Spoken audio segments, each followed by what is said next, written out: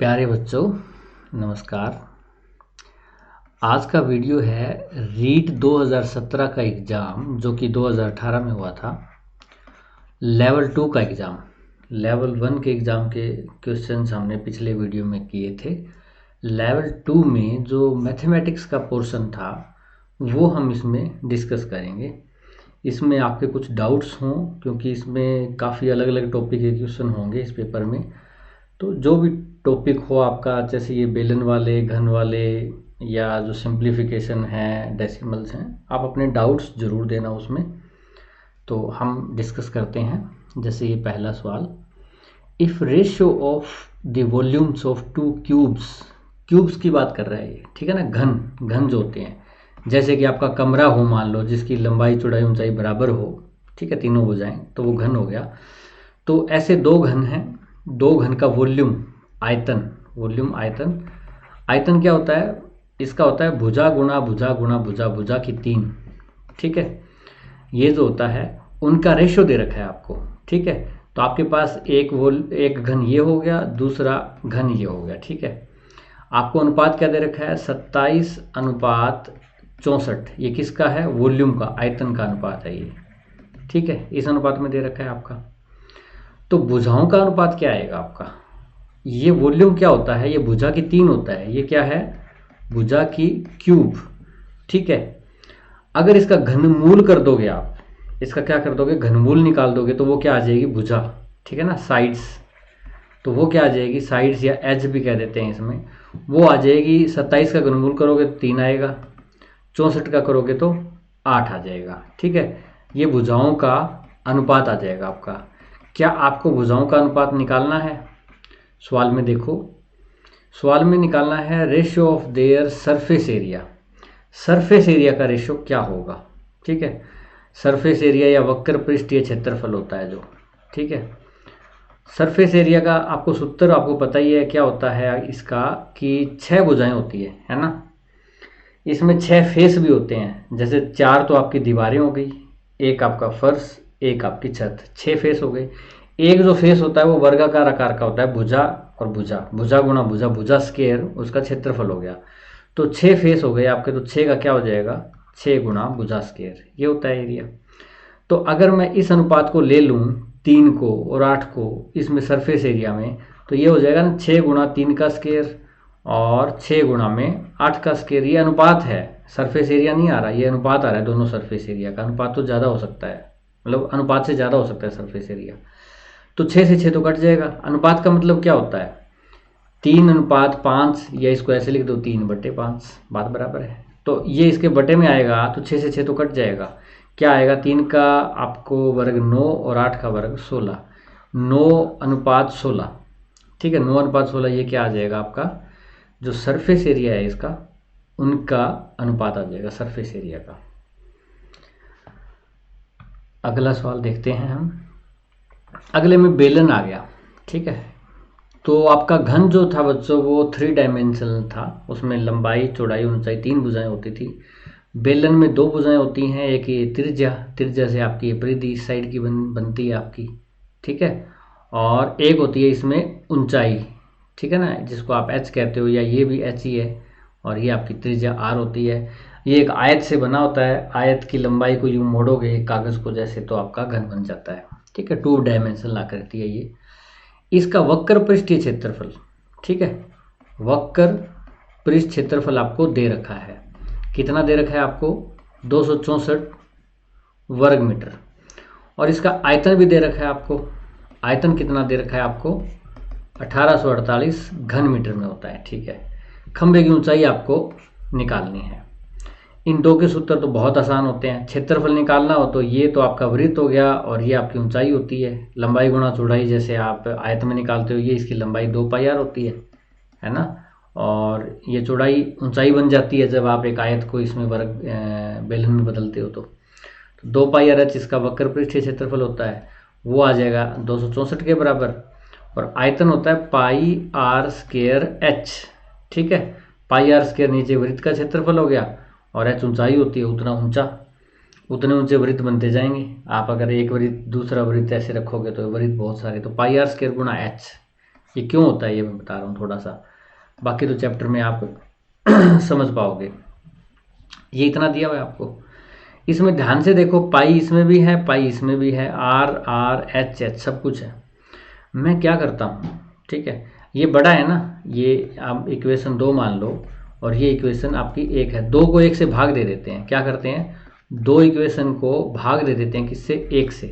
तो ऊपर ये आएगा पाई आर स्क्वायर एच और नीचे क्या आएगा, 2 पाई आर एच हो जाएगा। और इसके बराबर में इधर 1848 ऊपर आ जाएगा और 264 नीचे आ जाएगा। पाई से पाई आप काट दीजिए, आर से 1 स्क्वायर चला गया, एच से एच चला गया, ठीक है। तो यहाँ पे क्या बचा आपके पास, इसमें तो बच गया आर और इसमें बटा 2, ठीक है। यहाँ पे क्या होगा देखो, यहाँ से आप काट दो, 8 तिये 24, 8 तिये 24, 8 से 8 दूने 16, 8 तिये 24 और 8 एकम 8, 33 से कितने पे जाएगा ये, 33 साते 231 होते हैं, तो ये आ गया 7 पे।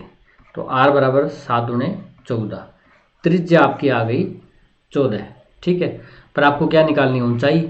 ऊंचाई निकालने के लिए क्या करोगे आप, किसी भी समीकरण 1 या समीकरण 2 में रख देंगे, ठीक है। तो आप समीकरण 1 को ले लीजिए, उसमें क्या है, 2 पाई 22/7, आर 14 है और एच आपको निकालनी है बराबर 264, ठीक है। 7 दूने 14, 2 दूने ये 2 और 2 से 2 4 से काट दो, इकट्ठा 4 6 24, 2 4 6 24, 22 तिये 66। तो यहाँ बच गया आपका h और यहाँ 3, यानी h बराबर 3। ऊंचाई आपकी 3 मीटर आ जाएगी। तो कुछ नहीं करना, आयतन और वक्र पृष्ठ क्षेत्रफल दे रखा है, आप उसको भाग कर दो, उससे r का मान आ जाएगा, r का मान रखने से h का मान आ जाएगा। अब हम एक कक्षा में आ जाते हैं ऑनलाइन टीचिंग की बजाय। उसमें 20 छात्र हैं, गणित विषय के हैं और हम गणित ही पढ़ रहे हैं इसमें रीट का। 100 अंकों में से इनके मार्क्स दिए गए हैं, जो ये मार्क्स आए हैं आपके 20 स्टूडेंट्स के, ठीक है। मुझे लगता है हर कोई 84 82 ऐसे मार्क्स चाहता होगा, आपके भी ऐसे ही आए, अच्छे आए। आपको ये बताना है, इसका वर्गीकृत करना है, इसको वर्गीकृत, क्लासिफिकेशन, ठीक है, या कैटेगराइजेशन जो आप बोलते हो, वो क्या होता है। आपका स्कूल है, उसमें बहुत सारी क्लासेज हैं, हर क्लास में बहुत सारे सेक्शन हैं, ये आपका क्लासिफिकेशन है स्कूल का। अगर ऐसा ना हो, सारे स्टूडेंट पढ़ने आ रहे हैं, कोई क्लास वगैरह बनाई ना होती हमारे पूर्वजों ने, और पढ़ने का तरीका यही बना देते हैं, हर कोई आ रहा है वो पढ़ रहा है बस, तो आपके स्कूल में तो एक मेला सा लग जाएगा, मतलब कौन सी किसकी क्लास है, कौन किसको पढ़ाएगा, सारे मतलब हो जाएंगे। उसको अलग अलग किया, पहले क्लासेस के आधार पर बांटा, क्लासेस में फिर अलग अलग सेक्शन बनाए आपके, है ना, ऐसे। तो यही क्लासिफिकेशन इसका करना है, इस डाटा का क्या करना है, 0 से 20, 20 से 40, तो मैं ऐसे करूँगा 0 से 20, 20 से 40, 40 से 60, 60 से 80, और ये जो टॉपर बच गए आपके, आप जैसे 80 से 100 वाले बच्चों को आपने लिखना है इसमें, ठीक है। तो ये कितने कितने आएंगे इसकी, ये तो वर्ग हो गए क्लासिफिकेशन क्लास, और बारंबारता मतलब कितनी बार आता है, तो फ्रीक्वेंसी, जैसे 0 से 20 में कितने स्टूडेंट हैं, ठीक है ना, 0 से 20 के बीच में कितने स्टूडेंट के मार्क्स आते हैं, वो बारंबारता है। 54 आ रहा है, 54 कहाँ है भाई, 54 आपका आप यहाँ लिख सकते हो मेरे ख्याल से, है ना, और 46 यहाँ आ जाएगा, एक बार देख लेते हैं हम इसको, 24 भी यहाँ, 46 तो सॉरी इसमें चला गया, 46, 24 यहाँ आ जाएगा, 36 भी यहाँ आ जाएगा, 84 आपका यहाँ आ जाएगा, उसके बाद 70 आपका यहाँ आ जाएगा, 16 स्टार्टिंग में आ जाएगा, 58 यहाँ आ जाएगा, 6 82, 6 यहाँ पे और 82 यहाँ पे, 44 54 32, 44 यहाँ आ गया, 54 भी यहाँ आ गया और 32 यहाँ आ गया, 64 64 यहाँ चला गया, 8 आपका यहाँ आ गया, 66 आपका यहाँ आ गया, 52 आपका यहाँ आ जाएगा और 28 आपका यहाँ आ जाएगा, 16 यहाँ आ जाएगा, 30 यहाँ आ जाएगा। ये आ गए आपके पास। 0 से 20 में कितने आए, 4, और इसमें कितने आए, 3 और 2 5, 3 और 3 6, फिर अगले में 3 आए और अगले में 2 आए, 4 5, उसके बाद शायद ये 6, 4 5 6 3 2, 4 5 6 3 2, ये पहला ही ऑप्शन आपका आ रहा है। देखो कई देखे गिन के भी लिख सकते हैं यहाँ से, जैसे मैं यहाँ से लिखूँगा 0 से 20 वाले लिखने हैं ना, तो ये 16, 6 हो गया, 2, ये 3 हो गया और ये 4 हो गया, ये 4 हो गया। पर क्या इससे कई बार छूट जाता है, कुछ कन्फ्यूज़न हो जाती है भी कितने थे, कौन से कितने थे। तो ऐसे गिनते गिनते वक्त कई बार दिखता भी नहीं है, मान लो आपसे ये 8 छूट गया, छोटा है, तो इससे अच्छा है कि आप यहाँ से स्टार्ट कर दो, 54, 46, जिसका जो जिसमें आता है उसमें लिखते जाओ, ऐसे आपका जल्दी से हो जाएगा। इसके बाद हम ग्राफ में ही चल रहे हैं अभी भी, ये एक अलग टाइप का ग्राफ आ गया। इसमें क्या है, ये है आपका पाई चार्ट, ठीक है, पाई चार्ट। पाई चार्ट में क्या है, इसको डिग्री में दिखाया जाता है आपको। जैसे ये एक गोला होता है, ये कोण कितने का होता है, ऐसे घूम के आ जाए तो 360 डिग्री का। इसमें से अलग अलग बांट देते हो आप, किसी की कितनी डिग्री है, किसी की कितनी, जिसका जितना हिस्सा है। तो उसको जैसे 108 डिग्री हिंदी का है आपका, गणित का 93 डिग्री है, हिंदी के ज़्यादा रहे होंगे इसमें, इसलिए हिंदी के ज़्यादा है। ऐसे आपको बांटा गया है। आपसे ये पूछा है, ये कक्षा 6 की परीक्षा है, छोटे बच्चों की, जो जिनको आपने पढ़ाना है आगे रीड क्लियर करके। हिंदी, अंग्रेजी, गणित व विज्ञान विषय ये चारों दिए हुए हैं। प्राप्त अंकों का विवरण इसमें दिया हुआ है। इन विषयों में सीमा द्वारा प्राप्त सभी अंकों का योग, सभी अंकों का योग, ठीक है ना, कुल अंक प्राप्त किए जो इसने सीमा ने, ठीक है ना, वो दे रखे हैं आपको 480। आपको क्या करना है, आपको बताना है सीमा ने गणित में कितने अंक प्राप्त किए, ठीक है ना। गणित में 480 कुल अंक थे, इसमें से गणित में कितने लिए, गणित में 93 डिग्री लिया इसने, 93 डिग्री। टोटल कितने में से लिया 93 डिग्री, ये टोटल कितने का है भाई, 360 का। 360 में से 93 डिग्री इसने लिया, ठीक है। 480 टोटल है, 480 से गुणा कर दो, ये आपका 0 से 0 कट जाएगा और 12 3 36, 12 चौके 48, 3 से ये 3 3 9, 3 एकम 3, 4 एकम 4, 4 3 12, 124। मैथ में 124 अंक। बहुत ही आसान है। आपको चाहे प्रतिशत में बदलना हो, डिग्री में बदलना हो, या कुल अंक दे रखे हो आपको ऐसे, तो आप ये आराम से निकाल सकते हो। आपको ये पता होना चाहिए टोटल 360 का होता है। सीमा ने हिंदी में अंग्रेजी की तुलना में, हिंदी और अंग्रेजी की तुलना में कितने अंक अधिक प्राप्त किए, ठीक है ना। सीमा की हिंदी ये रही भाई 108 डिग्री, ठीक है, और इंग्लिश 72 डिग्री। कितने का फर्क है इसमें देख लो, 8 में से 2 गए 6, 36 डिग्री का फर्क है। हिंदी में 36 डिग्री ज़्यादा है, तो इसका मतलब हिंदी में मार्क्स ज़्यादा आए होंगे आपके, ठीक है। कितने ज़्यादा आए हैं वो बताने हैं। टोटल मार्क्स कितने हैं भाई, टोटल मार्क्स हैं 480। उसमें से हिंदी में जो 36 डिग्री ज़्यादा है आपके मार्क्स इंग्लिश की बजाय, टोटल डिग्री कितना है, ये 360 है, बस 36 दाएँ 360, 0 से 0 कट गई, आपका क्या आएगा 48 मार्क्स हिंदी में ज़्यादा है आपके, ठीक है। ज़्यादा तो पहले पता ही था, क्योंकि इंग्लिश के कोण है जो आपका 72 डिग्री, उसकी वजह हिंदी का ज़्यादा था, ठीक है ना, 36 ज़्यादा था। टोटल 360 में से 36 ज़्यादा, यानी 10वां हिस्सा ज़्यादा था। कुल मार्क्स 480 हैं, 480 का 10वां हिस्सा। तो ये आसान सा पाई चार्ट का सवाल। अच्छा, थोड़ा मुश्किल सा सवाल आ गया आपका। इसमें माइनस वर्गमूल 3 है, ये रहा, फिर जमा, फिर एक और वर्गमूल अंदर है, और इसके भी अंदर एक और वर्गमूल है। कई बार तो आपके पास ऐसे सवाल आ जाते हैं 7 जमा 7 जमा 7, वो तो फिर भी आसान होते हैं, उसको x मान लेते हो आप, और उसके बाद क्या करते हो 7, ये चलता ही जा रहा है आपका, तो इतने को x मान लेते हो, 7 को ऐसे लिख दो और इसको फिर x लिख दो, फिर आप स्क्वायर करके और इसको निकाल लेते हो। पर इसमें ऐसा कुछ नहीं है कि सेम नंबर रिपीट हो रहा हो इसमें, ठीक है, इसमें अलग अलग नंबर है। इसको कैसे करेंगे हम, ठीक है। इसमें क्या है आपका, माइनस का वर्गमूल 3 है, जमा ये देखो 84 और प्लस में 18 वर्गमूल 3, इसका देखो ऊपर वर्गमूल है। ये वर्गमूल जब तक हटेगा नहीं, हम वर्गमूल 3 में इसको जोड़ घटा नहीं कर सकते, इस संख्या और इस संख्या को। क्यों, क्योंकि इसके अंदर ऊपर वर्गमूल जरूर है, पर इसके वर्गमूल के अंदर फिर एक वर्गमूल ये रहा एक और।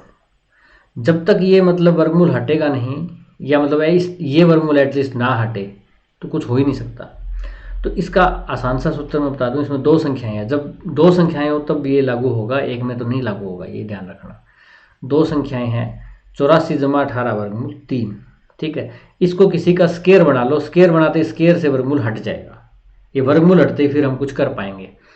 तो 84 जमा 18 वर्गमूल 3 है, इसको आप किसी का स्क्वायर बनाओ। कैसे बना सकते हो, इसको हमेशा 2ab मान लेना, आपको अपने आप पता चल जाएगा। 18 वर्गमूल 3 है ना, तो 18 को लिख लो 2 गुणा 9 और गुणा में वर्गमूल 3।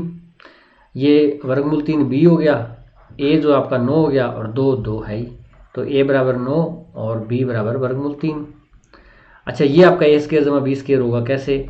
a स्क्वायर क्या है आपका 9 का स्क्वायर 81 और b स्क्वायर क्या है आपका वर्गमूल 3 का स्क्वायर 3, दोनों को जोड़ो 84, ये a स्क्वायर जमा b स्क्वायर है। तो हमने क्या लिखा, इसको लिख दिया 81 जमा 3 84 जमा 2 इंटू 9 इंटू वर्गमूल 3, ठीक है। उसके बाद 81 को मैंने 9 का स्क्वायर लिखा, इसको वर्गमूल 3 का स्क्वायर लिखा है, 2ab बन गया आपका a स्क्वायर जमा b स्क्वायर जमा 2ab। ये हो गया आपका a जमा b के वर्गमूल 3 इसका स्क्वायर है, ये आप लिख सकते हो इसकी जगह, ठीक है। तो आप क्या करोगे इसमें, इसको ऐसे लिखो माइनस वर्गमूल 3 प्लस ये अंडर रूट, और इसको ये लिख दो 9 प्लस वर्गमूल 3 इसका स्क्वायर, स्क्वायर से ये अंडर रूट कट जाएगा, आपके पास क्या आ जाएगा माइनस अंडर रूट 3 जमा 9 जमा अंडर रूट 3, अंडर रूट 3 और माइनस अंडर रूट 3 कट गया, आपका वर्गमूल 9, 9 का वर्गमूल 3, ये आपका बी आंसर आ जाएगा, ठीक है। मतलब थोड़ा सोचना पड़ेगा, अगर आपके दिमाग में आ गया ये कि इसको मैं स्क्वायर बना सकता हूँ 84 जमा 18 वर्गमूल 3 को, तब तो आपका सवाल हो जाएगा। अदरवाइज आप कोई भी कैलकुलेशन करते रहना, जब तक ये वर्गमूल हटेगा नहीं कुछ नहीं होगा। और वर्गमूल को हटाने का सबसे अच्छा तरीका है अंदर वाले का स्क्वायर बनाओ, स्क्वायर से वर्गमूल हट जाता है, ठीक है। तो ये 84 जमा 18 वर्गमूल देखते ही आपको अंदाजा हो जाना चाहिए। ज़्यादातर वर्गमूल वाला जो होता है ना, ये वाला, ये इसको आप 2ab लेते हैं, 2ab क्यों लेते हैं, क्योंकि इसमें तो a का स्क्वायर होता है b का स्क्वायर होता है, स्क्वायर में तो वर्गमूल आएगा ही नहीं, जिसका स्क्वायर करोगे तो वर्गमूल हट जाता है, इसमें स्क्वायर नहीं होता, तो ज़्यादातर 2ab वाला वर्गमूल वाले के सामने लेना है, आपको अपने आप आ जाएगा आपका।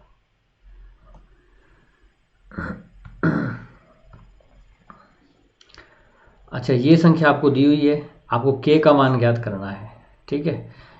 इसमें 4 की पावर 95 है, इसमें 4 की 95 सब में है, देखो 4 की 95 97 दो ज़्यादा ही है इसमें, तो मैं क्या करता हूँ, मैं इसमें से ना 4 की पावर 95 कॉमन ले लेता हूँ। यहाँ कितना बचेगा, 4 की पावर 95 97 से निकाल ली 2 बच गई, माइनस 4 की पावर कितनी है 96, 96 में से बाहर 95 गई तो कितनी बच गई 1, प्लस 4 की 95 एज इट इज ही बाहर चला गया तो कुछ नहीं बचा यहाँ 1, कहीं जीरो कर देंगे, जीरो नहीं, हमने घटाया थोड़ी, कॉमन लिया है ना। अब इसी गुणा करके देखो जरा, 4 की पावर 95 की और 1 की 4 की पावर 95 सही आ रहा है, जीरो कर दोगे तो वो जीरो हो जाएगी, है ना, जीरो नहीं, कोई कॉमन बाहर लेते हो आप, जैसे 7 है अंदर और 7 ही बाहर कॉमन ले रहे हो तो अंदर 1 बचेगा, 7 गुणा में 1, अच्छा बराबर k इंटू 4 की पावर 95। आपको पता है ये कॉमन लेना, पर मैं ऐसे बता रहा हूँ ताकि किसी को ना पता हो, या गलती की जो संभावना मैं ये देख रहा हूँ कहाँ कहाँ आप गलती कर सकते हो इस ऐसे सवालों में, वो मैं आपको दिखा रहा हूँ। ये 4 की पावर 95 उधर जाके नीचे चला जाएगा, 4 की पावर 95 के नीचे भाग में ये कट जाएगा, ठीक है। आपके पास क्या बचेगा, 4 का स्क्वायर होता है आपका 16 माइनस 4 प्लस 1 बराबर k, ठीक है। 16 में से 4 गया 12 और 1 13, k बराबर क्या आ गया 13। तो ये सवाल तो बहुत ही आसान था, आपको जस्ट कॉमन लेना था इसमें। ये द्विघात मतलब दो घात वाली एक समीकरण आपको यह संख्या दी हुई है, इसमें चर जो है वो a और b है, ठीक है। इसको आपने गुणनखंडों में बदलना है, जैसे आपको ये कह दिया जाए कि 15 को आपने 5 गुणा 3 के रूप में लिखना है, ठीक है ना, गुणा में, गुणनखंड, खंड माने टुकड़ा, गुणनखंड गुणा में 2 टुकड़े के बारे में लिखना है, टुकड़ों के रूप में लिखना है। गुणनखंड करना तो आपको आता ही है, बहुत आसान है, इसमें कोई मुश्किल है ही नहीं। इसमें 5 है मेरे ख्याल से कॉमन आ रहा है दोनों में, तो आप 5 ए कॉमन ले लोगे तो क्या बचेगा a, इसमें 5 थी 15, 3 a बाहर चला गया, इसमें माइनस है एक तो दोनों में कॉमन, 6 और 2 में क्या कॉमन है 2 है, b यहाँ है यहाँ भी है 2b ले लो, तो क्या बच गया माइनस भी गया, 2 3 6, b बाहर चला गया, माइनस चला गया, 2 भी चला गया तो प्लस, b चला गया तो a बच गया, ठीक है। इसमें a जमा 3 है, ये भी 3 जमा a जमा 3 एक ही बात है ना, 2 जमा 3 3 जमा 2 5 ही होता है, तो a जमा 3 आप कॉमन ले लोगे तो यहाँ क्या बचेगा 5a और यहाँ माइनस का 2b, ठीक है। कहीं आ रहा है यहाँ पे a जमा 3 ये रहा, 5a माइनस 2b ये रहा, ये आपका आंसर आ जाएगा। सिंप्लीफिकेशन का सिंपल सा सवाल है। आपको क्या आना चाहिए इसके लिए? घनमूल आना चाहिए। घनमूल में क्या करते हो आप? जैसे 8 गुणा 8 गुणा 8 ऐसे 3 दे रखे हो तो आपको 3 में से एक बाहर निकालना होता है। घनमूल का मतलब यही होता है। तो ऐसा ही इसमें करेंगे हम। 8 को क्या लिख लूँ मैं? इसको यहाँ लिखता हूँ। 8 को मैं क्या लिखूँगा? 1 बटे, यहाँ पे 3 है दोस्तों, 8 को लिखूँगा मैं 2 की पावर 3 या 2 गुणा 2 3 बार, ये 10 की पावर 3 है। ठीक है, और ये ऊपर दिया हुआ है आपको, इसका भी घनमूल निकालना है। 192 बटे 3 है। मैं इसको काट दूँ, 3 छक्के 18, 1 3 चौके 12, 64। 64 को क्या लिख सकता हूँ मैं? 4 की क्यूब, 4 चौके 16 चौके 64। ठीक है, अच्छा अब इसको मैं, पावर 3 है और बाहर पावर 1/3, घनमूल का मतलब क्या होता है? 1/3 कट जाएगी, आपका क्या आ जाएगा? ये आ जाएगा 2/10। ठीक है, घन और घनमूल, ये घन है 3 पावर, और ये अंदर इसके करनी के अंदर 3, ये घनमूल है। ठीक है, सर्ट के अंदर। अच्छा, ये 3 से 3 ये बाहर चला जाएगा, यहाँ 4 आ जाएगा। ये क्या आ जाएगा? 2/10 ऊपर जाके 10/2 हो जाएगा, और जमा में 4, 2 5 10, 5 जमा 4 9, 9 कहीं पे आ रहा है। तो आपको घनमूल आना चाहिए। ये सर्ट्स एंड इंडाइसिस करके एक मतलब प्लेलिस्ट है इसी चैनल में, वो भी आप देख सकते हो। सर्ट्स के सवाल हमने इसमें करवाए हुए हैं। फिर से एक समीकरण वाला सवाल है। समीकरण में घात कितनी है? 1 है। ठीक है ना, चर कितने हैं इसमें? x और y, 2 चर और 1 घात वाले समीकरण दे रखे हैं। बहुत सिंपल है। ये दे रखा है आपको 2x - 3y बराबर 79। इसमें x जमा 6y है। इनको कैसे करना होता है? इनको ऐसे करना होता है कि इसमें से एक खत्म हो जाए। जैसे x है ना, तो x, यहाँ 2x है, यहाँ भी 2x बना लो। इसको क्या कर दो? 2 से गुणा कर दो इसको, 2x हो जाएगा, और 2 छक्के 12y, और 47 दूने 94। उसके बाद क्या करो? 2x है तो घटा दो ताकि ये कट जाएगा। ये माइनस का 15y, 94 में से 79 गए, माइनस के 15 बच गए, 15 एकम 15, y बराबर 1 आ गया आपका। y का मान किसी में भी रख दो, मान लो मैं इसमें रख दूँ, x जमा 6y, 6 गुणा में 1 बराबर 47। x बराबर क्या आ जाएगा? 6 उधर जाएगा, घट जाएगा, ये 47 में से 6 गए 41, x का मान 41 आ गया। हमें x y का मान तो आ गया, हमें निकालना है x माइनस वाई। ठीक है, x का मान रख दो 41 और y का 1, 41 में से गया 40, 40 आपका ए ऑप्शन में है। ठीक है, तो ये आपके समीकरण वाले सवाल थे, बहुत ही आसान। ये भी एक अच्छा है, मतलब इसका स्केयर खोल दो, बहुत ही आसान है ये a है और जमा b, a जमा b का स्केयर क्या होता है? a स्केयर, तो 3x का स्केयर 9x स्केयर हो जाएगा, जमा b स्केयर 5 का स्केयर 25 हो जाएगा, जमा 2 a 3x है और b 5 है, और माइनस 60x, 9x स्केयर जमा 25, और जमा 2 3 6 5 30x, और माइनस के 60x, 9x स्केयर जमा 25, 30 में से 60 गए, माइनस के 30x। ठीक है दोस्तों, पहले ये था इसमें ना 9x स्केयर जमा 25 जमा 30x, प्लस के थे अब माइनस के बन गए। तो पहले ये 3x प्लस 5 का स्केयर था, अब 3x माइनस 5 का हो जाएगा। बहुत आसान है। ये 3x का स्केयर है आपका, ये 5 का स्केयर है, और ये वही है 2 × 3x × 5, 2 3 6 5 30x, ये वही है ना 2ab। तो ये क्या बन जाएगा? a माइनस b का स्केयर। ये आपका बी ऑप्शन दे रखा है आपको, बहुत ही आसान था। उसमें प्लस का 30x बनेगा, प्लस के 30x में से माइनस का 60 घटाओगे, माइनस का 30 बच जाएगा, प्लस के 30 की बजाय माइनस 30 आ गया, तो minus 2ab, a minus b का स्केयर बन जाएगा। 80 का कितना प्रतिशत 80 है?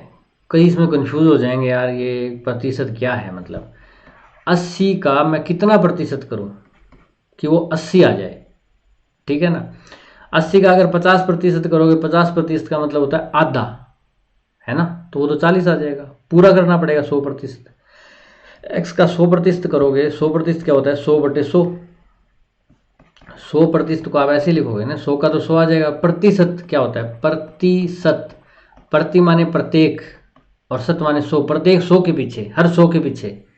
80% का मतलब होता है हर 100 के पीछे आपके 80 नंबर है। पर आपके मान लो 600 नंबर का पेपर हुआ, उसमें 480 आए, और तो आपको 80% कहा जाता है। उसका मतलब ये नहीं है कि आपके 80 नंबर आए, आपके नंबर तो 480 हैं, हर 100 के पीछे आपने 80 लिए हैं, ये मतलब है। तो प्रतिशत 100/100 होता है, यानी 1। तो 80 का 100% करोगे वही 80 आएगा आपका। अगर फिर भी समझ में ना आए तो आप मान लो 80 का x% 80 है, ठीक है। 80 का x% 80 है। 80 गुणा में x प्रतिशत का मतलब बटा 100, 80 गुणा x/100 बराबर 80, ठीक है। 80 उधर जाके नीचे चला जाएगा, ये गुणा में है ना, उधर जाके भाग में चला जाएगा तो कट जाएगा इससे। x/100 बराबर 1, x बराबर 100, ठीक है। 100% आपका आंसर आ जाएगा। वैसे तो देखते ही पता लग जाता है 80 का कितना प्रतिशत 80 होगा, 100%, पर किसी को कंफ्यूज हो तो हम प्रतिशत वाला चैप्टर भी कर लेंगे। एक टेलीविज़न बेचने वाला, ठीक है ना, अमेजन की बात नहीं हो रही, दुकानदारी पहले चलती थी, अब पता नहीं। एक टेलीविज़न विक्रेता 9600 रुपये की दर से 2 टेलीविज़न बेचता है, ठीक है। बेचता है मतलब सेलिंग प्राइस होगी ना, सेलिंग प्राइस ऑफ फर्स्ट 9600 है, और सेलिंग प्राइस ऑफ सेकंड ये भी 9600 है। सेलिंग प्राइस मतलब विक्रय मूल्य। उनमें से एक टेलीविज़न पर उसको 20% लाभ होता है। मान लो पहले में मैं कर लेता हूँ 20% प्रॉफिट, और दूसरे टेलीविज़न पर 20% हानि होती है, इस पे 20% होता है लॉस मान लिया। तो इस सौदे में कितने प्रतिशत लाभ या कितने प्रतिशत हानि हुई, ये आपको बताना है, ठीक है। अच्छा, लाभ होने का मतलब क्या है? लाभ होने का मतलब ये है कि इसमें जो क्रय मूल्य था ना, इसका क्रय मूल्य वो कम था, क्रय मूल्य से आपको विक्रय मूल्य ज़्यादा मिला है, तभी तो लाभ हुआ है। और हानि का मतलब क्या है कि विक्रय मूल्य से क्रय मूल्य ज़्यादा था, क्रय मूल्य ज़्यादा था, आपको उतना भी नहीं मिला, उससे कम मिला, है ना। पर बात यह है कि लाभ हो या हानि हो, दोनों कैलकुलेट किस पे होते हैं? क्रय मूल्य पे कैलकुलेट होते हैं।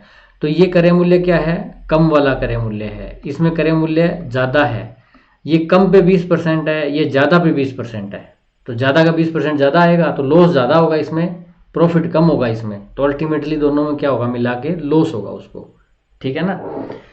क्योंकि लाभ और हानि क्रय मूल्य पे निकाले जाते हैं, इन दोनों के क्रय मूल्य अलग होंगे। विक्रय मूल्य तो 9600 है दोनों का ही, क्रय मूल्य अलग होगा। एक में क्रय मूल्य कम होगा, उस पर इसने मुनाफा कमाया, एक में क्रय मूल्य ज़्यादा था, इसको कम मिला, 9600 मिला, तो ज़्यादा वाले पे 20% वो ज़्यादा आएगा लॉस में, ठीक है। चलो, ये तो एक जनरल रीजनिंग हो गई। अभी हम सवाल पे आते हैं। आपको सेलिंग प्राइस और कॉस्ट प्राइस का वो मतलब पता होगा, विक्रय मूल्य और क्रय मूल्य का सूत्र क्या होता है। विक्रय मूल्य क्या होता है? आपका क्रय मूल्य, ठीक है, और इसका 1, ठीक है, और प्लस में लाभ प्रतिशत हो जाता है आपका। और अगर हानि हो तो हो जाता है आपका क्रय मूल्य इंटू 1 माइनस हानि प्रतिशत, ठीक है। अच्छा, अब देख लेते हैं विक्रय मूल्य। पहला है आपका विक्रय मूल्य 9600, उसमें क्रय मूल्य कितना है? क्रय मूल्य आपको पता नहीं है। लाभ कितना है उसमें? 20%, तो 1 जमा 20/100 120/100 हो जाएगा। मैं यहाँ 120/100 कर देता हूँ। और दूसरे में क्या हुआ, 9600, वो जो 9600 क्रय मूल्य उसमें क्या है, उसमें हानि हो रही है, हानि यानी 20% हानि हो रही है, तो 100 माइनस 20 80/100। पहले में उसको क्रय मूल्य की बजाय 120 मिला 100 के पीछे, दूसरे में उसको हानि मिली 80% आपको रकम वसूल हुई आपकी। इससे क्रय मूल्य का मान आ जाएगा कैसे? 0 से 0 काट दो, 12 से आप इसको काट दो, ये नीचे ही जाएगा ना 12, ऐसे 12 8 96, ये 0 0, 10 इधर जाए गुणा में हो जाएगा 8000, इसका क्रय आ गया आपका 8000। इसमें भी ऐसे होगा, 0 से 0, 8 से कितने में जाएगा? 12 से, 12 पे 12, और यहाँ पे आ जाएगा 0, यहाँ पे 0, ये 10 इधर जाए गुणा में हो जाएगा 12000, इसमें क्रय कितना आ गया? 12000 आपका, ठीक है। एक टीवी 8000 का था, दूसरा टीवी 12000 का था, तो कुल कितने के हुए दोनों? कुल क्रय मूल्य कितने का था उसका? 12 और 8 20000 का था, 20000 में दोनों खरीदे थे। कुल विक्रय कितने का हुआ उसका? बिके कितने के? 9600 दोनों को जोड़ लो, 19200 के। 20000 में खरीद के 19200 में बेचोगे तो लाभ होगा या हानि? हानि होगी। कितनी होगी? ये घटा दो, 800 रुपये की हानि होगी। प्रतिशत कितनी हुई? हानि प्रतिशत आपको निकालना हो तो क्या होगा? हानि लिख दो 800, कितने के पीछे हुई? क्रय मूल्य पे होती है हानि, चाहे लाभ हो वो भी क्रय पे। क्यों होती है? खरीदोगे तभी तो कुछ लाभ और मुनाफा कमाओगे ना आप, है ना। आपने मान लो 5 लाख कोई चीज़ खरीदी, उस पे आगे मान लो आपको 2 लाख का लॉस हुआ, तो वो 5 लाख पे हुआ ना, ठीक है ना, मतलब खरीदने पे। तो इसमें क्या होगा, बटे में आपका क्रय मूल्य 20,000 और गुणा में 100 आ जाएगा। 2 जीरो से 2 जीरो, 200 चौके 800, 4 हानि 4% आ गई आपकी, तो हानि ये हो जाएगी। कई इसमें सूत्र भी बताते हैं, क्या करते हैं कि लाभ क्या हुआ 20% और हानि कितनी हुई 20%, लाभ गुणा हानि बटे 100 कर दो आप, तो आपका उत्तर जो आएगा 4% हानि, ये हो जाएगा। ठीक है, अगर आप किसी को सूत्र ऐसा याद रहता है तो आप बेशक ऐसे कर सकते हो, जिसमें लाभ और हानि बराबर हो, दोनों की गुणा करके बटा 100 कर दो, उतने प्रतिशत हानि होगी हानि इसमें, ठीक है ना, क्योंकि इसमें एक क्रय मूल्य कमाएगा, एक ज़्यादा आएगा, ज़्यादा वाले पे हानि होती है, तो वो ज़्यादा का 20% ज़्यादा होता है, ठीक है ना। तो क्योंकि इसमें तो 8,000 पे आप 20% कितना कमाओगे, 8,000 पे 20% हो गया आपका 1,600, इसमें 12,000 पे 20% लॉस करोगे, 12,000 का 20% 2,400 हो गया, इसमें 1,600 लाभ होता है, उसमें 2,400 हानि होती है। तो इस सवाल में हानि होगी जिसमें बराबर लाभ प्रतिशत हानि दे रखा हो, ठीक है। या फिर आप विक्रय मूल्य दे रखा है, क्रय मूल्य का सूत्र लगा के आप निकाल लो दोनों का क्रय मूल्य, उससे भी आप लाभ या हानि निकाल सकते हो।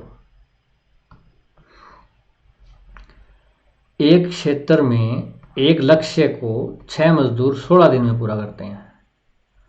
जो कोई भी काम है उसको 6 मैन लग गए उसमें और 16 दिन में किया, 16 डेज हो गए उसमें, ठीक है। तो इसका मतलब 16 छक्के 96 दिहाड़ी का काम है ना, 96 दिहाड़ी, समझते हो ना, 6 आदमी 6 दिहाड़ी करते हैं रोज की, 16 मतलब दिन लगे, तो 16 छक्के 96, या यूनिट कह दो, 96 यूनिट का काम है, या ये कह दो कि 96 मजदूरों का काम है, वो 96 आदमी एक साथ लगेंगे तो एक दिन में कर देंगे। इसको 4 दिन में पूरा करना है, 96 यूनिट है, इसको 4 दिन में पूरा करना है, 4 डेज, ठीक है। 4 डेज लगाओगे तो कितने आदमी चाहिए आपको, 24 आदमी लगाने पड़ेंगे, 24 आदमी 24 चौके 96, 4 दिन में काम पूरा कर देंगे, तो इसका आंसर आ जाएगा 24। तो ये तो बहुत ही आसान सा सवाल था।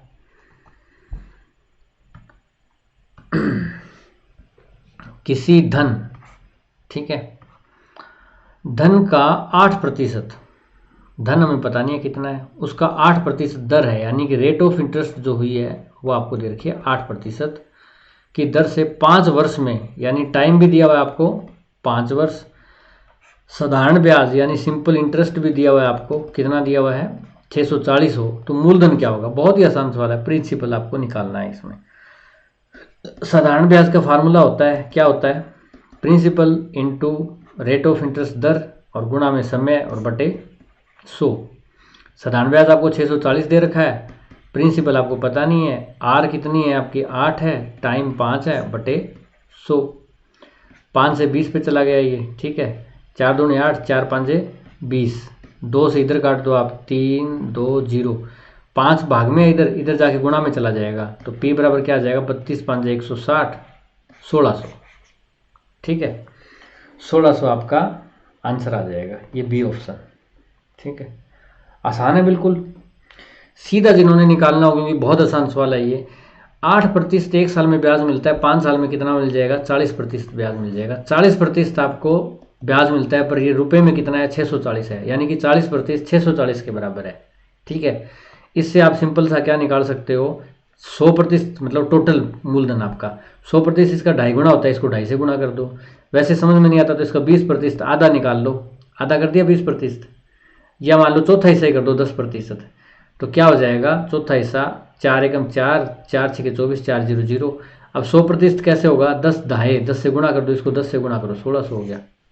ये तरीका भी है, मतलब और आपको भी पता होगा तरीका, तो मतलब जल्दी निकालने के लिए है, क्योंकि सिंपल सवाल में आपका पूरा 1 मिनट नहीं लगना चाहिए। विश्वविद्यालय यूनिवर्सिटी, ठीक है, में आने वाले विद्यार्थियों की संख्या प्रति वर्ष 10% वृद्धि का लक्ष्य रखा गया है, ठीक है। भाई आपको 10% विद्यार्थी है ना वो बढ़ाने हैं, कुछ मर्जी करो आप, ठीक है, कैंप लगाओ, कुछ मर्जी करो, हर साल विद्यार्थी बढ़ने चाहिए। यदि वर्ष 2016 में यह संख्या 1500 थी, 2016 में यह संख्या कितनी थी 1500 थी, अब आपको बढ़ाने हैं 2018 में लक्ष्य पूर्ति होने पर, 2018 में कितनी होगी, 2017 में आपको कितने बढ़ाने हैं 10%, 1500 का 10% क्या होता है 150, यानी 1650 हो जाएंगे, और 2018 में फिर आप हर साल 10% बढ़ा रहे हो।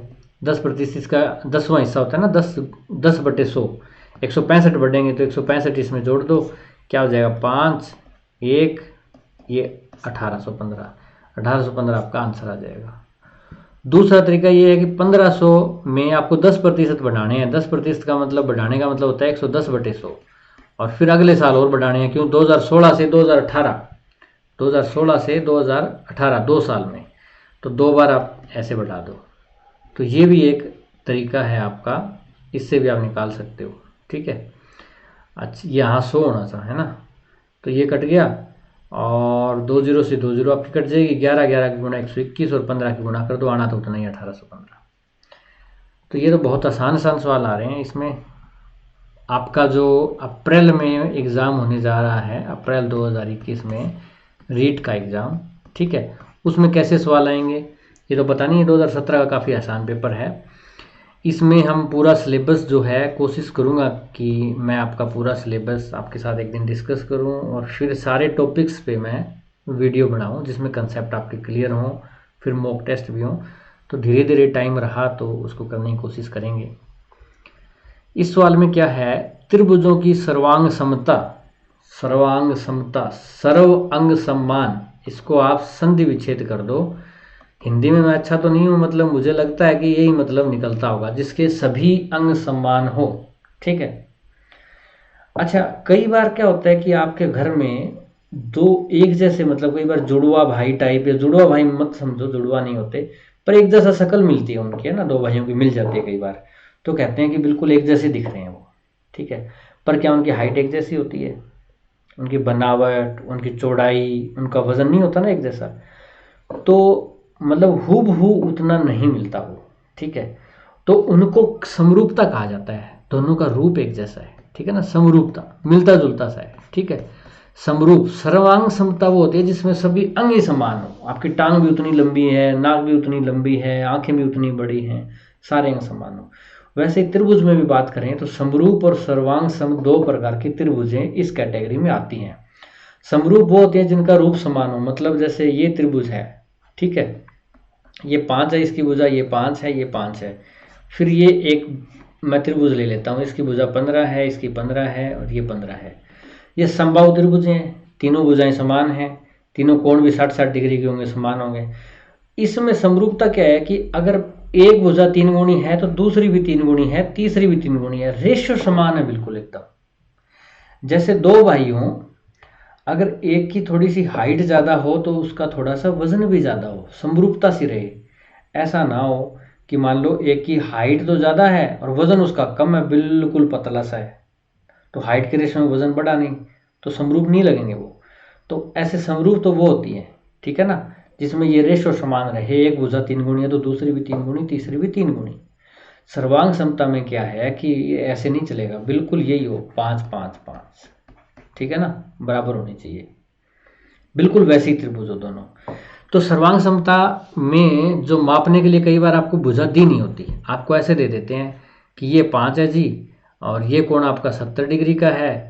अच्छा, ये कोण आपका मान लो 40 डिग्री का है, और इसमें यहाँ दे दिया जाता है ये 5 है, ये 40 डिग्री है, ये 70 डिग्री, ऐसे भी दे दिया जाता है आपको। ये ऐसे भी दे दिया जाता है आपको 5, और ये आपकी मान लो 7, ये 3, और ये 5, ये 7, ये आपकी दी नहीं हुई, और एक कोण मान लो ये 60 का है और इसमें भी 60 का है। तो इसमें कैसे करेंगे, इसमें क्या है कि दो एंगल समान है, एंगल और एक भुजा समान है, ठीक है ना, तो भुजा क्या होगी, साइड, और एंगल, ठीक है, या इसको ऐसे कह दो, कोण भुजा कोण सर्वांग समता। कोण भुजा कोण, दो कोण बराबर है, एक भुजा बराबर है। इसमें क्या है कि आपकी दो भुजा बराबर है, भुजा कोण भुजा आ गया, ठीक है ना। तो मतलब कोई तीन चीज बराबर होनी चाहिए, या तो तीनों भुजाएं बराबर हो जाएंगी, या फिर क्या होगा कि दो भुजाएं बराबर हो जाएंगी, एक कोण बराबर हो जाएगा, ठीक है ना, या फिर एक भुजा बराबर हो जाएगी, दो कोण बराबर हो जाएगा, या आप कहोगे तीनों कोण बराबर हो, नहीं वो नहीं चलेगा। तीनों कोण कई बार इसमें बराबर भी हो जाते हैं, देखो ये 60 का है ना, ये 60 का है, ये 60-60 के हैं, तीनों तीनों कोण बराबर है। कोण क्या होता है, कोण आपका मतलब जो क्या कहते हैं इसको, स्लोप को दिखाता है, भी कैसे खड़ी है, किस कोण पे खड़ी है वो। तो स्लोप में से ये तो पता नहीं चला ना कि ये छोटी त्रिभुज है या बड़ी त्रिभुज है। तो तीनों कोण समान हो तो वो समरूप त्रिभुजें तो हो सकती हैं, जैसे ये रही समरूप त्रिभुजें, ठीक है, पर सर्वांग सम नहीं होगी। तीनों भुजाओं वाली सर्वांग सम होगी, सभी अंग समान होंगे उसमें। तीनों भुजा अगर बराबर हैं तो आपके तीनों कोण भी बराबर होंगे, पर तीनों कोण समान होना दो त्रिभुजों में जरूरी नहीं भुजा बराबर हो। ये देखो भुजा अलग अलग है, 15 15 15, इसमें 5 5 5, कोण समान है। तो आपकी एक भुजा जरूर होनी चाहिए बराबर। सर्वांग समता का नियम क्या है, एक भुजा जरूर हो आपकी, ठीक है। आपके कोण है ना वो दो हो सकते हैं आपके बराबर, ठीक है। तो ये देखना है, तीनों भुजाएं बराबर है तो सबसे ठीक, भुजा भुजा भुजा सर्वांग सम है त्रिभुज। दो भुजाएं बराबर हैं तो एक कोण ले लो, फिर तीन पूरे जरूर करने हैं, ऐसा नहीं दो भुजा भुजा से काम चल जाएगा, तीन पूरे करने हैं।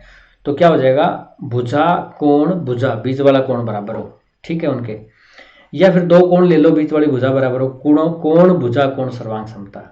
एक ये भी होता है समकोण कर्ण भुजा नियम। समकोण क्या होता है, 90 डिग्री का कोण हो जिसमें एक कर्ण भी एक भुजा ही होती है और ये भुजा भी एक भुजा ही, वही हो गया, मतलब दो भुजाएं हैं इसमें और एक कोण है, ठीक है। RHS राइट एंगल हाइपोटेन्यूज और साइड वाला नियम जो भी, ठीक है। तो ये तो थोड़ा बेसिक समझाया आपको, इस सवाल में देखते हैं इसमें कौन सा नियम लागू होगा भाई। एक भुजा देखो 3 सेंटीमीटर 3 सेंटीमीटर, एक भुजा बराबर है, एक साइड हो गई 75 डिग्री 75 डिग्री, एक एंगल बराबर है आपका, ठीक है। ये शीर्षाभिमुख कोण होते हैं आपको पता है, ठीक है। जब दो आपकी ऐसे रेखाएं यूं काटती हो ना ऐसे तिरछी, तो ये शीर्षाभिमुख कोण बराबर होते हैं। अगर ये मान लो x है ना तो ये भी x डिग्री का ही होगा, तो एक ये कोण बराबर हो गया, ठीक है। तो एक और एंगल बराबर हो गया, तो दो कोण बराबर हो गए, एक साइड बराबर हो गई, तो ये साइड हमेशा बीच में होनी चाहिए। तो क्या हो जाएगा, ये ऐसे लिखते हैं इसको, कोण भुजा और कोण, और देख लो ये कोण है ये कोण है, इनके बीच में भुजा है, देखो है ना कि ये भुजा इधर वाली, ये नहीं, इनके बीच में ये वाली, कोण भुजा कोण, ठीक है। कोण भुजा कोण कहाँ दिया हुआ है, कोण भुजा कोण डी ऑप्शन, ठीक है। थोड़ा सा हैंडराइटिंग ऐसे मैंने बिखेर बिखेर के ये सारा भर दिया, पर उद्देश्य नेक था, आपको समझाना था कि सर्वांग समता समरूपता, ताकि कल को तीन कोण बराबर होने पे आप उसको सर्वांग सम ना कह दो, तो वो समरूप होगी, ठीक है ना। भुजा आपकी बराबर होनी चाहिए। अच्छा, अब आ गया नीचे दिए गए चित्र में असमान। असमान क्या होता है, जो इक्वल ना हो। संपूरक, संपूरक कोण कौन से होते हैं, सप्लीमेंट्री।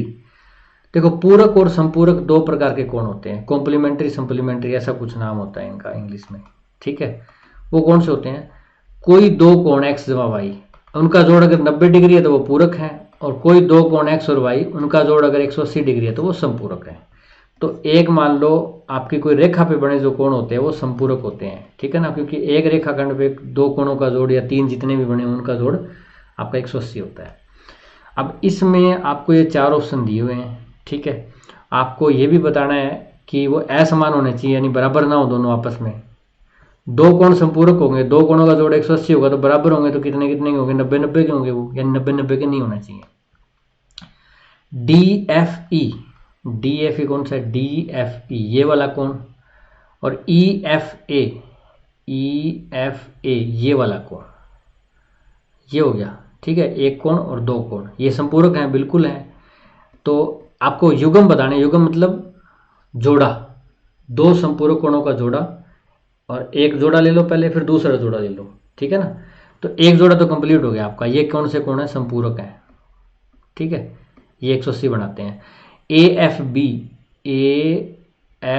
ये कोण हो गया आपका, और BFD और ये हो गया आपका, ये मान लो कोण नंबर 3 है और ये मान लो 4 है, तो इनका जोड़ भी 180 है, तो ये भी संपूरक है, ये भी संपूरक है, ठीक है। ये भी संपूरक कोण है, तो मेरे ख्याल से तो यही ऑप्शन हो जाएगा। और सबसे बड़ी बात ये है कि ये देखो बराबर नहीं है, ये 90 से छोटा है, ये 30-40 डिग्री का है, ये 150 के आसपास है, तो ये असमान भी है, असमान है और संपूरक भी है। तो पहला ऑप्शन ही आपका आंसर हो जाएगा। बाकी ऑप्शन जैसे DFE ये हो गया, AFB ये संपूरक नहीं है, ये और इसकी बात कर रहा है 1 और 3 की, ये ठीक है ना। ये बाकी ऑप्शन नहीं आएंगे, जैसे देख लेते हैं चलो, EFA ये वाला कोण 2, और BFD ये वाला कोण और ये वाला कोण, ठीक है। ये तो कुछ नहीं बना, मेरे ख्याल से शीर्षाभिमुख कोण हो गए, ये वाला और ये वाला। तो ये गलत है। BFD ये वाला कोण 4 नंबर, ये 4 नंबर है। और EFA ये 2 नंबर कोण है, ठीक है। BFD ये तो सिर, ये भी वही हो गए शीर्षाभिमुख कोण, ठीक है। AFC AF यहाँ पे है, यहाँ पे दिख नहीं रहा। AFC ये वो कोण 90 डिग्री का। और DFC ये कोण 90 डिग्री, ये बराबर हो गए। ऐसे मान लेने हमें, तो ये भी नहीं हो सकता, तो यानी ऑप्शन ए सही है आपका। अच्छा, पूरक दो कोण 90 डिग्री का हो, दो कोणों का जोड़, जैसे 40 और 50 है, ठीक है, तो ये पूरक कोण कहलाएंगे। और मान लो 130 और 50, दो कोणों का जोड़ अगर 180 हो तो वो समपूरक कोण कहलाएंगे। एक समलम क्या होता है? एक चतुर्भुज का ही एक मतलब विशेष प्रकार होता है जिसमें दो भुजाएं समानांतर होती हैं। ये भुजा बिल्कुल ऐसे समानांतर होती हैं और दो असमानांतर होती हैं, समानांतर नहीं होती। कि दो समांतर भुजाएं 10 और 16 है, छोटी ये है 10 और बड़ी ये है 16। यदि समलम चतुर्भुज का क्षेत्रफल, एरिया इसका, ठीक है, वो कितना है? 78 सेंटीमीटर स्क्वायर है। ऊंचाई ज्ञात करनी है, बहुत आसान है ये सवाल। तो ऊंचाई ये होती है आपकी, ये वाली ऊंचाई, ठीक है, ये h। ये तो बहुत ही आसान है। कैसे? एरिया इसका होता है 1/2, ठीक है। पैरेलल समांतर भुजाओं का योग इनका 16 जमा 10 और गुणा में ऊंचाई क्या होती है? ये हाइट h बराबर 78। तो 1/2 16 और 10 कितना हो गया? 26 गुणा में h बराबर 78। 2 से 13 पे कट जाएगा, 13 उधर जाके नीचे भाग हो जाएगा, इससे 13 6 78, h बराबर 6 आ गई। 6 आपका ऑप्शन। अगर आपको याद नहीं रहता कि 1/2 समांतर भुजाओं का योग ये क्षेत्रफल का याद ना हो, तो आपको बता देता हूँ। इस समलम का मैंने 2 त्रिभुज बना दिए। कितने बना दिए? 2 त्रिभुज। ये त्रिभुज नंबर 1, ये त्रिभुज नंबर 2। त्रिभुज का क्षेत्रफल क्या होता है? 1/2 गुणा आपका आधार और गुणा में ऊंचाई या लंब, एक ही बात है, ऊंचाई या ये लंब। तो 1/2 आधार क्या है इसका? 16 है। और ऊंचाई क्या है इसकी? h है। और दूसरी में क्या हो जाएगा? 1/2 आधार कितना है इसका? आधार ये रहा 10 और ऊंचाई, ये इसकी ऊंचाई होगी वही, ये तो बराबर ही है इधर और इधर, ठीक है, ये h हो गया। तो ये देखो यही हो गया ना, 1/2 गुणा 16 गुणा h, 1/2 गुणा 10 गुणा h। 1/2 और h तो कॉमन है, कॉमन निकालो, ये 16 जमा 10। यानी कि दो त्रिभुजों का क्षेत्रफल मिला के समलंब बनता है। ऊंचाई दोनों की समान होती है, उतनी आएगी, तो उनका आधार अलग अलग होगा। एक बड़ा होगा नीचे वाली भुजा, ऊपर वाली एक छोटी होगी, उनका जोड़ हो जाएगा बस। दोनों त्रिभुजों का जोड़ोगे आप क्षेत्रफल, तभी तो समलंब का आएगा। तो इन दोनों को जोड़ोगे, तो इसलिए सूत्र आप याद करो, अच्छी बात है, पर उसकी अंडरस्टैंडिंग आपको होनी चाहिए, ताकि भूलो भी ना। पहली बात तो भूलोगे नहीं, ऐसे आपको याद होगा। तो 56 सेंटीमीटर व्यास वाले, व्यास आ गया आपका, वृत्त आ गया, ठीक है। ये आपका वृत्त है, ये आपका व्यास है, इसकी आधी आपकी ये त्रिज्या होती है। ये 56 सेंटीमीटर है व्यास, तो त्रिज्या कितनी हो जाएगी? 28 सेंटीमीटर आपकी त्रिज्या हो जाएगी। कि आधे भाग की, वृत्त के आधे भाग, चलो वृत्त का आधा भाग ले लेते हैं, ये आधा भाग हो गया वृत्त का, ठीक है। इसकी त्रिज्या कितनी है? 28 है। कि परिधि क्या होगी? परिधि क्या होती है? ये चारों ओर का एरिया, परिधि, ये वाला एरिया परिधि होता है, ठीक है। तो वृत्त की परिधि क्या होती है भाई? 2πr, ठीक है। अब ये कह रहा है कि आधे भाग की, तो क्या हो जाएगी? अर्धवृत्त की परिधि हो जाएगी ना। अर्धवृत्त की परिधि कितनी हो जाएगी? 2πr की आधी कर दो आप, πr हो जाएगी। पाई क्या होता है? 22/7, और आर कितनी है हमारे पास? 28 है। 7 चौके 28, 22 चौके 88, ठीक है, 88 सेंटीमीटर। बहुत आसान सवाल है। अगर आपको ये पूछ ले परिधि की बजाय कि परिमाप क्या होगा इसका, परिमाप होता है चारों ओर का माप, तब ये भी लेना है आपको, ये और ये। तो ये आपकी परिधि होगी, आधी परिधि πr हो गई, ठीक है। और ये क्या है? व्यास। व्यास क्या होता है? दुगुना होता है किसका? त्रिज्या का, 2r हो गया, ये आपका आ जाएगा, ठीक है। तो 88 तो ये है ही, और 2r, 2 गुणा r कितनी है? 28, यानी व्यास ये, तो 28 जमा 56, ये जोड़ दो आप, 144 आपका क्या हो जाएगा? परिमाप हो जाएगा। ये भी पूछ सकता है आप, परिमाप, परिधि तो वो चारों ओर का घेरा घेरा होता है। परिमाप क्या? जैसे आप वृत्त का वर्ग का जोड़ते हो, लंबाई, भुजा चारों भुजाओं का योग, तो परिमाप हो जाएगा। अच्छा, तो ये आपका आखिरी सवाल था। तो हमने रीट 2017 का जो लेवल 2 का मैथ था वो डिस्कस किया। क्यों? क्योंकि हमने देखा कि पुराने टाइम में रीट का पेपर कैसा आता था, ठीक है। उसके बेस पे नई तैयारी हम स्टार्ट करते हैं, किस टाइप के क्वेश्चन आते हैं, डिफ़िकल्टी लेवल, कौन कौन से टॉपिक होते हैं। तो जस्ट एक आइडिया लग गया। अब हम क्या करेंगे, अब हम सिलेबस देखेंगे रीट का, ठीक है। सिलेबस में कौन कौन से टॉपिक्स हैं और इसको कैसे कवर करना है, वो अगर मतलब जॉब के साथ साथ मुझे टाइम रहा बीच में तो मैं पूरी कोशिश करूँगा कि पूरा सिलेबस आपके साथ डिस्कस करूँ। कंसेप्ट को समझाने पे मेरा जोर रहेगा, ना कि सवाल निकालने पे। कंसेप्ट आपको चाहे वृत्त के हों चाहे घन के हों, वो समझाने की कोशिश करूँगा। और मे भी हो सकता है ये हेल्पफुल हो आपके रीट के एग्ज़ाम में। अगर हेल्पफुल हो, आपको कोई थोड़ी बहुत भी मदद मिले और आपका रीट क्लियर हो, तो आप मुझे कमेंट ज़रूर कीजिएगा, मुझे बड़ी खुशी होगी। और बाय द वे, देखने के लिए फ़िलहाल आपका बहुत बहुत धन्यवाद। फिर मिलते हैं अगली वीडियो में, तब तक के लिए आप पढ़ते रहिए। धन्यवाद। जय हिंद।